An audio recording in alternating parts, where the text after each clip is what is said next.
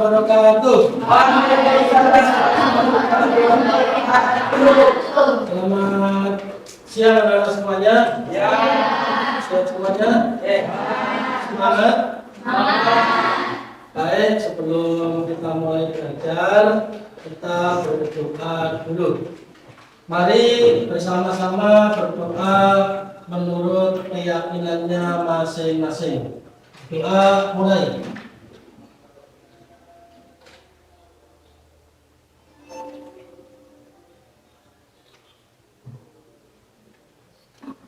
Selesai. Sebelumnya, anak-anak mau berdiri untuk menyanyikan lagu Indonesia Raya.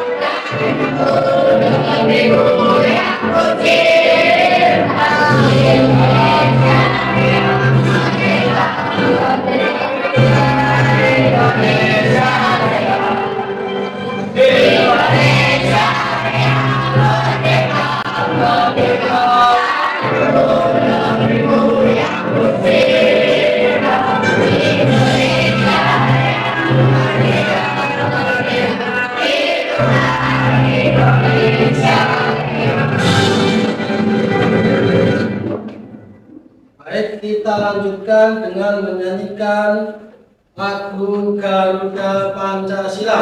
1, 2, 3. Garuda Pancasila.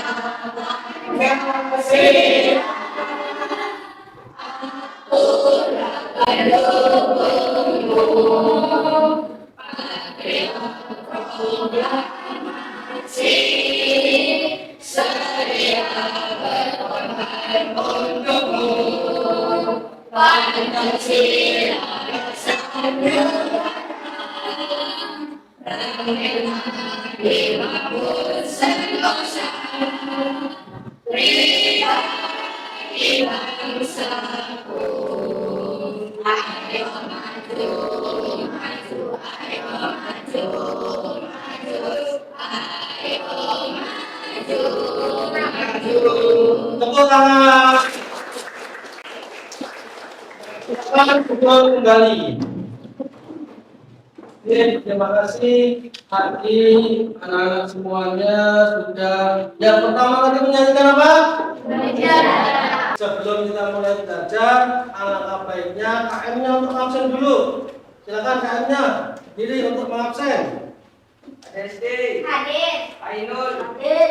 Ameliana, Hadir. Askia, Hadir. Dedetria Suti, Hadir. Reni, Hadir. Dania, Hadir. Juliana. Ya berapa? Disini aja laporan. Yang hadir berapa? Yang tidak hadir berapa? Yang hadir 30, yang nggak ada 3. Yang tidak hadir berapa? Yang tidak hadir 3. 3. Kenapa yang tidak hadir? Boleh. Bolos sama sakit. Nah, itu. Oke, baik. Kita harus bersyukur ada 3 teman kita yang tidak bisa hadir, yang satunya sakit, yang duanya lolos. Kalau lolos berarti tidak semangat. Yang sakit semoga cepat sembuh. Baik, kita belajar tentang sejarah Pancasila di bab 1.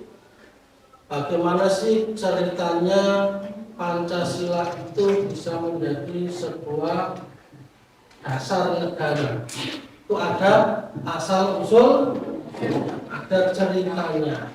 Supaya kalian memahami, kita lihat tayangan video berikut ini.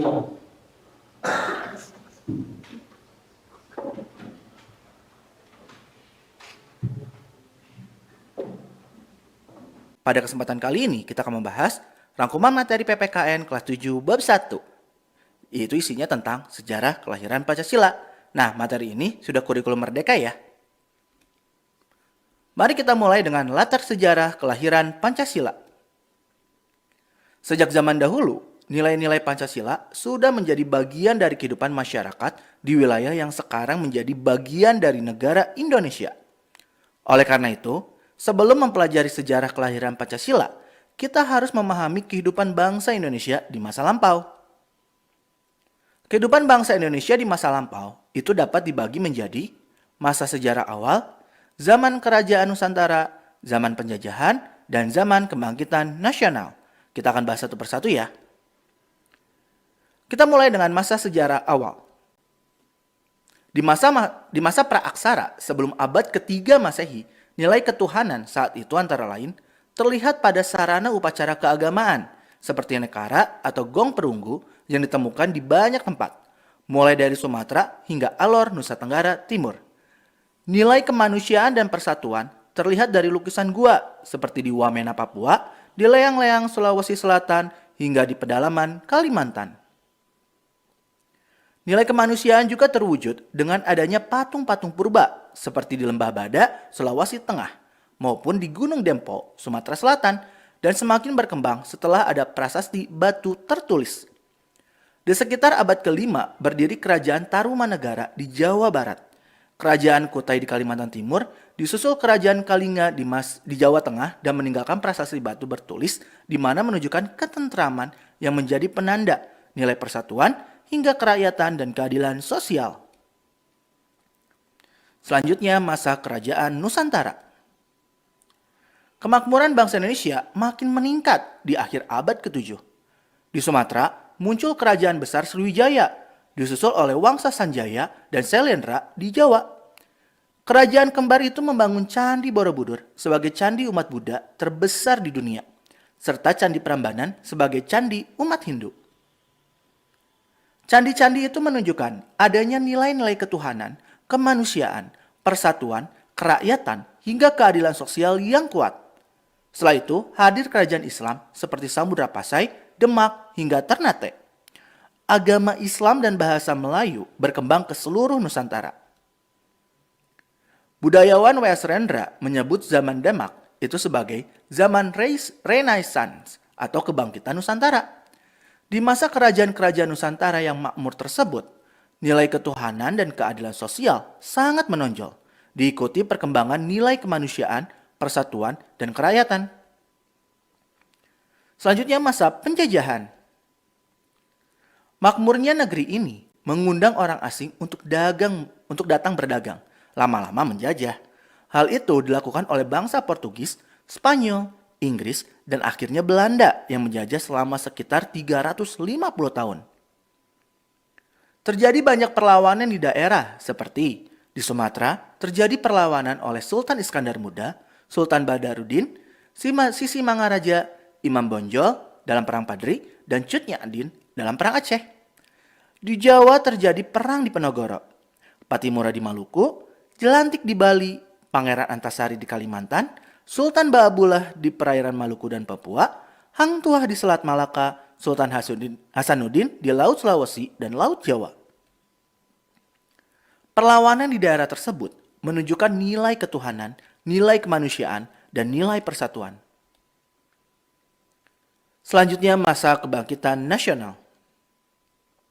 Memasuki abad ke-20, muncullah gerakan politik seperti Budi Utomo yang diprakarsai Wahidin Sudirohusodo berdiri pada tanggal 20 Mei 1908. Sarekat Islam pimpinan Cokro Aminoto, Muhammadiyah pimpinan Kiai Haji Ahmad Dahlan, Nahdlatul Ulama pimpinan Kiai Haji Hashim Asy'ari, dan Indische Party yang dibentuk oleh Dawas Dekar, Cipto Mangunkusumo, dan Ki Hajar Dewantara. Setelah pulang dari pengasingannya, Ki Hajar Dewantara itu mendirikan taman siswa. Perjuangan melalui karya sastra juga muncul seperti Abdul Muiz, Marah Rusli, dan para penulis Balai Pustaka. Puncaknya adalah adanya Sumpah Pemuda pada tanggal 28 Oktober 1928 saat para pemuda bersumpah untuk bertumpah darah, berbangsa, dan berbahasa yang satu, yakni Indonesia. Insinyur Soekarno pun mendirikan partai bernama Partai Nasional Indonesia. Kemudian tahun 1942, Jepang datang dan menggantikan Belanda sebagai penjajah dan Indonesia terus berjuang melawan penjajahan tersebut. Nah, berjuang untuk merdeka itu berarti menegakkan nilai kemanusiaan dan persatuan. Setelah kita memahami awal itu, mari kita masuk ke dalam kelahiran Pancasila. Jepang yang saat itu tengah perang melawan pasukan sekutu dalam Perang Dunia Kedua, terdesak dan berusaha merangkul bangsa Indonesia agar terus mendukung Jepang. Jepang membentuk lembaga yang dinamai Badan Penyelidik Usaha-Usaha Persiapan Kemerdekaan atau disingkat BPUPK. Kalau dulu kita mengenalnya adalah BPUPKI, sekarang istilahnya diganti menjadi BPUPK saja. Tugas lembaga ini adalah membuat rencana atau menyiapkan segala hal yang diperlukan untuk menjadikan Indonesia merdeka. BPUPK inilah lembaga yang menjadi tempat kelahiran Pancasila. Selanjutnya, merancang dasar negara. BPUPK didirikan pada tanggal 29 April 1945, dipimpin oleh Rajiman Widioningrat. Jumlah anggotanya 69 orang, terdiri dari berbagai suku bangsa di Indonesia, wakil suku keturunan asing, serta wakil dari Jepang. Pada tanggal 28 Mei 1945, BPUPK diresmikan. Kantornya itu di Gedung Chusangiin, yang sekarang menjadi Gedung Pancasila di Kementerian Luar Negeri di Jakarta.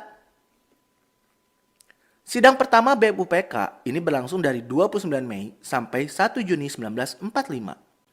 Inti dari sidang tersebut adalah perumusan dasar negara. Para tokoh nasional berpidato di kesempatan tersebut. Di antaranya adalah Muhammad Yamin yang berpidato pada tanggal 29 Mei dan Supomo 2 hari sesudahnya. Kita lanjut ke hari lahir Pancasila. Pada hari sidang terakhir BPUPK, Insinyur Soekarno mengusulkan 5 untuk menjadi dasar negara, yaitu kebangsaan Indonesia, internasionalisme atau prikemanusiaan, mufakat atau demokrasi, kesejahteraan sosial, dan ketuhanan yang Maha Esa. Soekarno juga mengusulkan nama Pancasila untuk dasar negara. Saya menamakan ini dengan petunjuk seorang teman. Kita ahli bahasa. Namanya ialah Pancasila. Sila artinya asas atau dasar. Dan di atas kelima dasar inilah kita mendirikan negara Indonesia yang kekal dan abadi. Tegas Soekarno. Nah ya, mungkin cukup sekian. Terima kasih telah menyimak video pembelajaran hingga selesai. Semoga Video kira-kira dari tayangan materi tadi, anak-anak semuanya bisa menyimpulkan nggak? Apa kira-kira tayangan tadi itu? Membahas tentang apa? Sejarah kelahiran Pancasila. Jadi Pancasila itu lahir, itu sudah ditayangkan tadi di dalam teorinya beberapa sejarah menuju menjadi suatu dasar negara. Nah, untuk selanjutnya kalian nanti mengidentifikasi kira-kira seperti apa. Sebelumnya kita bentuk kelompok dulu. Membentuk kelompoknya kita berhitung. Kita bentuk menjadi 5 kelompok.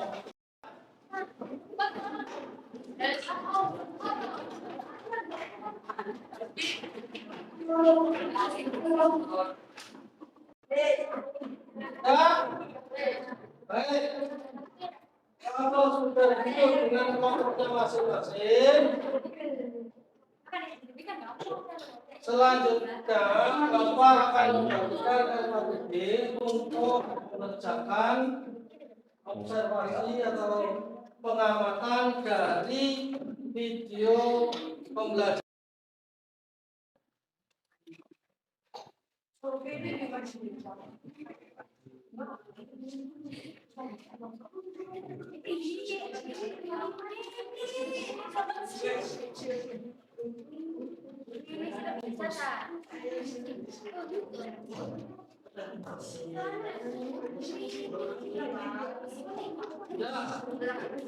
Silakan kalian amati ingat-ingat video pembelajaran tadi tentang sejarah kelahiran anak. Saya akan tayangkan sekali lagi, yaitu di mana persidangan BPUP akhir.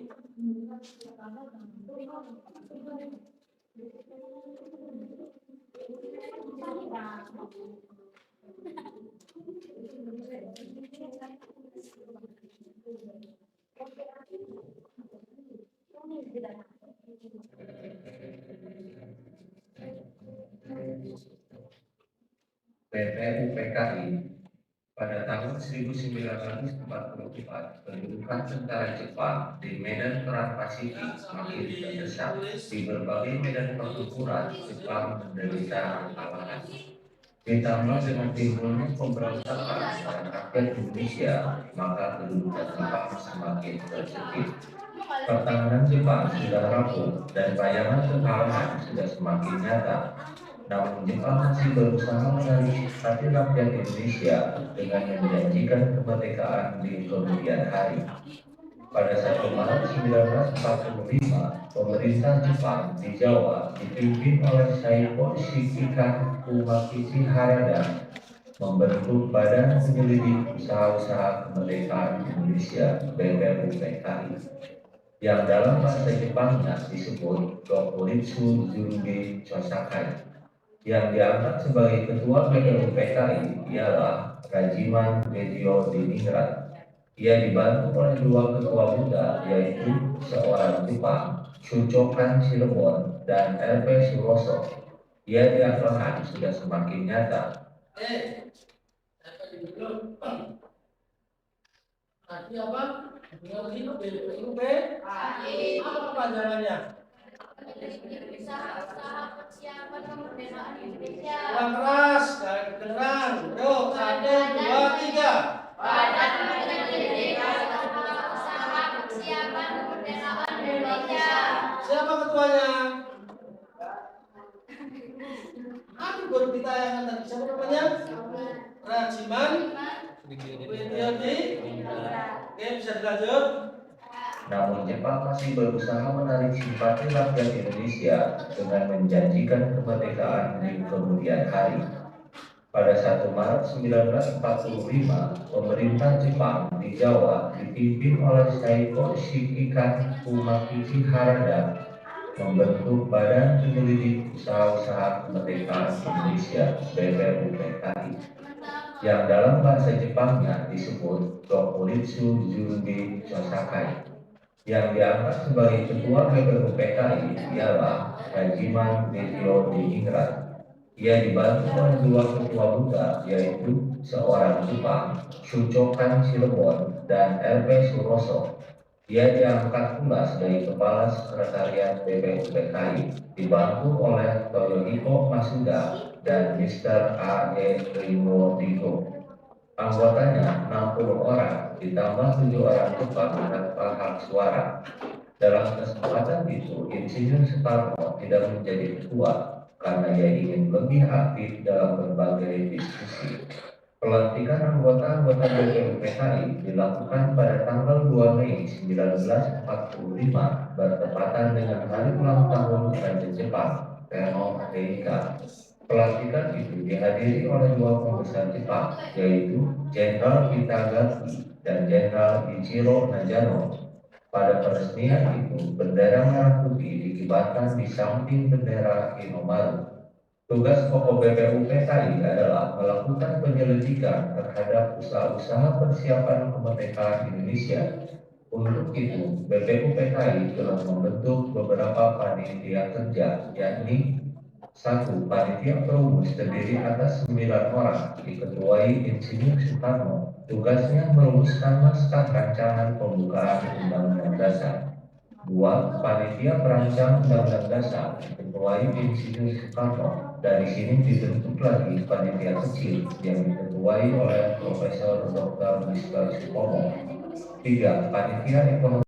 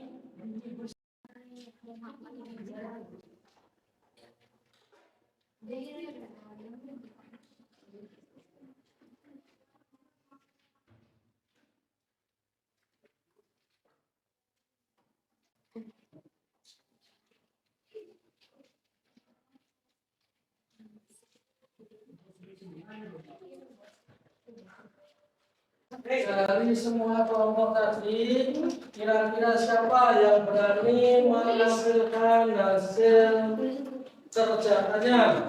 Ayo, silakan angkat tangan.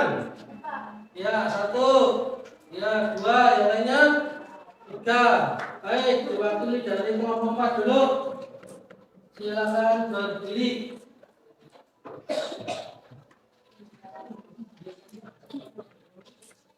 Atas, bilangnya.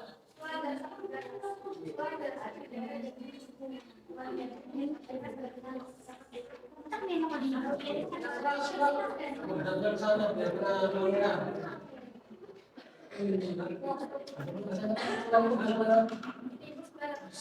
Ya, ayo yang maju dengarkan. Mulai dari awal. Tuhan yang Maha Esa, 2. Bangsa dan Kesatuan Indonesia. 3. Kemanusiaan yang adil dan beradab. 4. Kerakyatan yang dipimpin oleh kebijaksanaan dalam musyawarah dan mufakat. 5. Keadilan sosial dan seluruh rakyat Indonesia. Tuhan dasar negara yang bersungguh-sungguh. Sampaikan pada masyarakat Soal dasar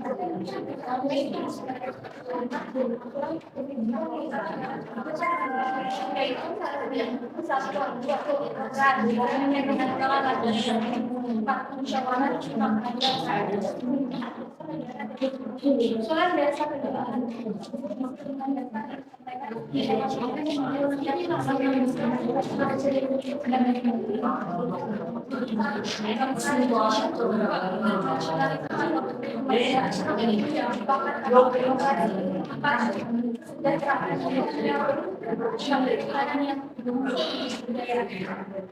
Terima kasih. Kelompok 4 sudah menyampaikan hasil kerjanya. Dilanjut ke kelompok berapa tadi?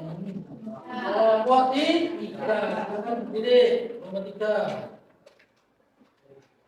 Negara PKI artinya Badan Penyelidik Usaha-usaha Persiapan Kemerdekaan Indonesia. PKI adalah panitia persiapan kemerdekaan Indonesia. Berkaitan perumusan Pancasila, perumusan Piagam Jakarta pada 2 Juni 1945.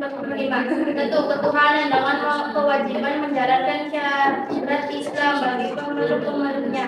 2. Kemanusiaan yang adil dan beradab. 3. Persatuan Indonesia. 4. Kerakyatan yang dipimpin oleh hikmat kebijaksanaan dalam permusyawaratan perwakilan. 5. Keadilan sosial bagi seluruh rakyat Indonesia. Perumusan akhir pada 18 Agustus 1945. 1. Ketuhanan yang Maha Esa. 2. Kemanusiaan yang adil dan beradab. 3. Persatuan Indonesia. 4. Kerakyatan yang dipimpin oleh hikmat kebijaksanaan dalam permusyawaratan perwakilan. 5. Keadilan sosial bagi seluruh rakyat Indonesia. Iya, terima kasih. Kira-kira tadi yang dibacakan oleh kelompok 4 tadi bedanya di mana? Ayo, antara Piagam Jakarta dengan Perumusan Dasar Negara yang terakhir. Bedanya di nomor berapa? Sila kalau di dalam Piagam Jakarta sila pertama bunyinya apa?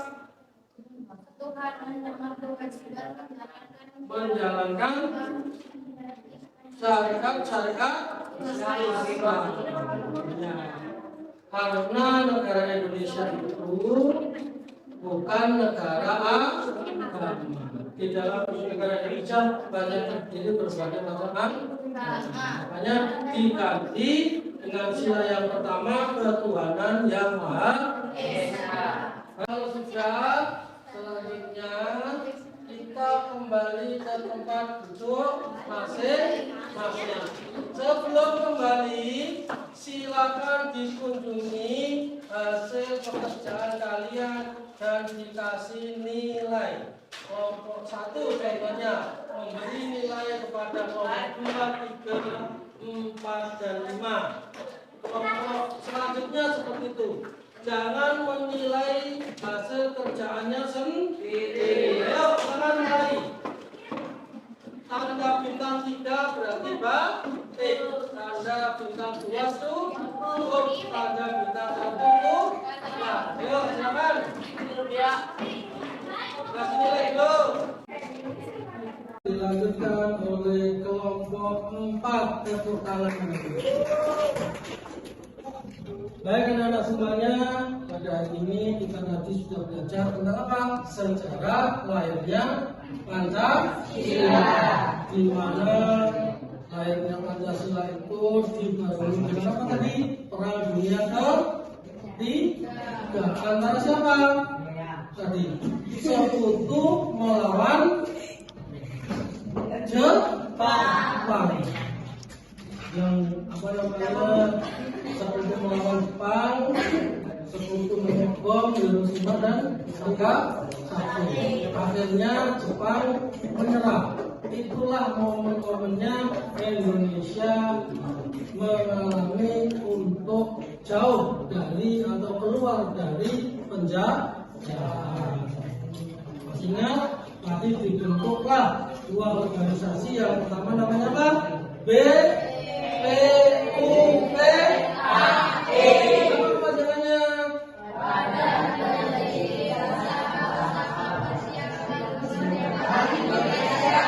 Ada juga PPKI.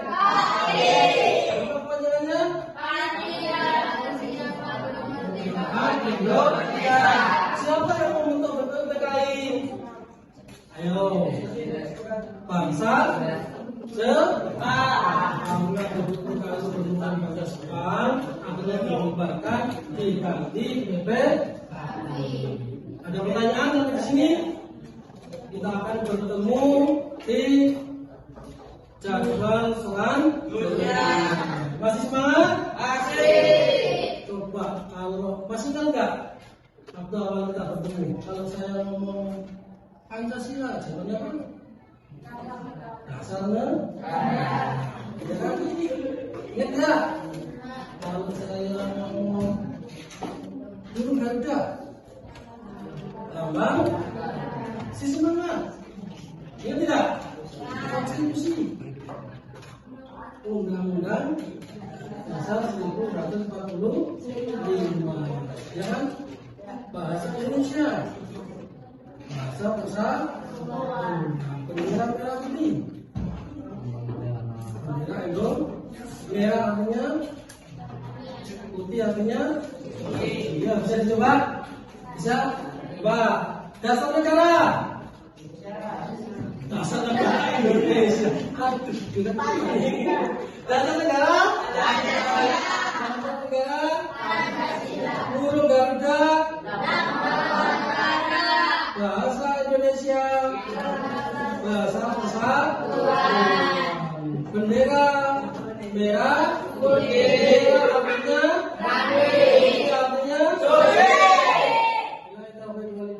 Wassalamualaikum warahmatullahi wabarakatuh.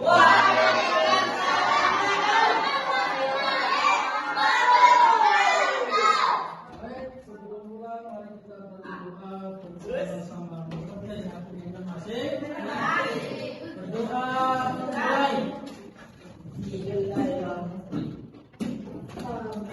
Selesai.